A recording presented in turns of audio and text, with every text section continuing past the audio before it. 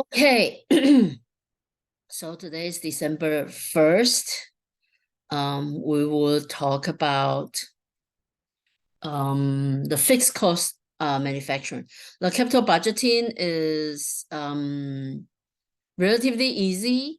So basically, it's binary variables. So whether or not we to make an investment, we could use binary variables. The fixed cost manufacturing is a little bit more complicated, and I think it's more practical, more useful for business practice. So let's focus on this one today. So basically, this one is to decide. So this is a fixed cost, right? So we are a clothes manufacturing company, and we have different input for the different product, and then we will have so we have 5 different products. Okay, we have shorts, we have short, we have pants, skirt, and jacket, and they have their different selling price. They have their different variable cost, and then we have the different fixed cost for the equipment. So once we have limited resources, like we only have 4,000 labor hours and then 4,500 square yard of clothes. So we have to make decisions which equipment we want to invest in. Okay, so let's say, for example, like pants and jackets, they cost more to buy the equipment, but the selling price is higher after variable cost and stuff. Maybe it makes more profit. Okay, so because of that, we'll have to make a decision. But once we decide to buy the equipment or not to buy the equipment, we will, like here, this is our decision variables to buy or not to buy equipment. Let me put the color. So the pink. So whatever pink, we leave it blank. So we need to, if we buy the equipment, then we will have to, then the next thing is that we have to decide how many unit we're going to produce. Okay. But the thing is that, let me see, it's the upper limit. So once we have once we decide to buy the equipment, then we will have an upper limit for how many unit we can produce. Okay, and actually, even though this is less equal, yeah, so we cannot produce more than the upper limit. Okay, so basically it should be the, let me see, the labor hour, okay, over the clothes divided by the labor hour per unit it will cost us. Okay, and then we use that, the minimum, whatever we can use, like 4,500. If we use all the available clothes to make the shirt, we'll have 15,000, right? And then this one divided by this will be 2,000. So whatever the minimum will be our logical upper limit. So it'll be minimum, minimum of this number divided by what is that? This is close. This, or this number divided by this. Okay, but because we are going to drag it over, So we are going to put $ here in front of B. Okay. So this will be, and then times this, okay, times the purchase equipment. So that will be one of our constraint. So whatever we ask the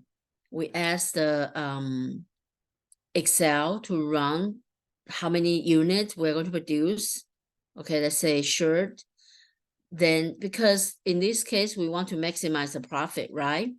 And the more we make, the more profit we'll get.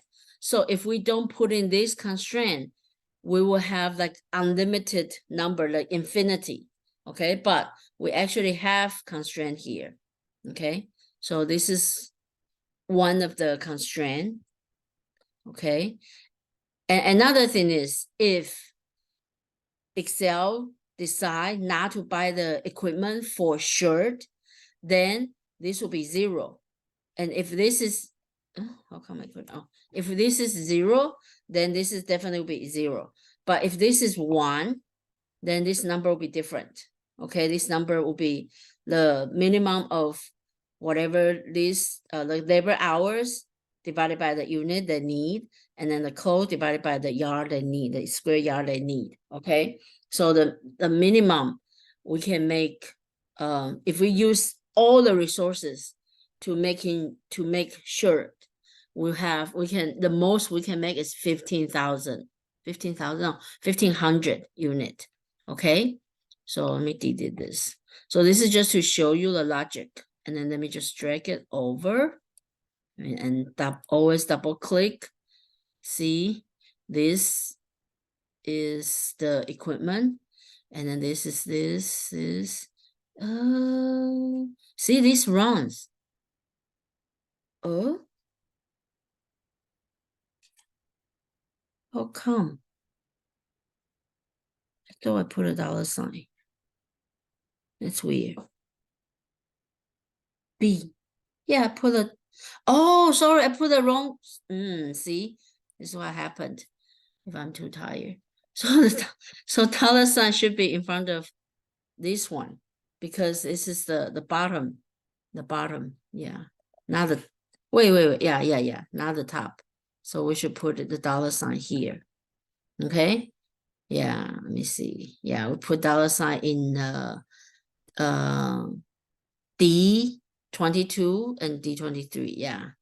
Oh gosh, feel stupid.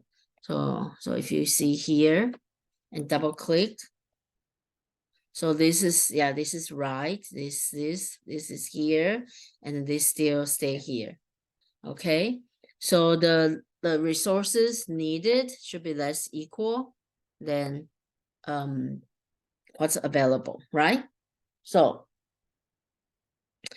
yeah, so that's pretty much it, but then our revenue will be equal to some product of whatever we are going to produce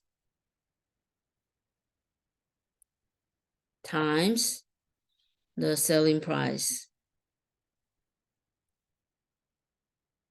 Okay, and if I do a $ here, so oh wait, oh, I do have that, so I don't have,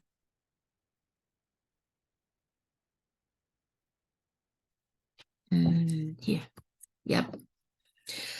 So if we put $ here, and then this is selling price, so this is a revenue,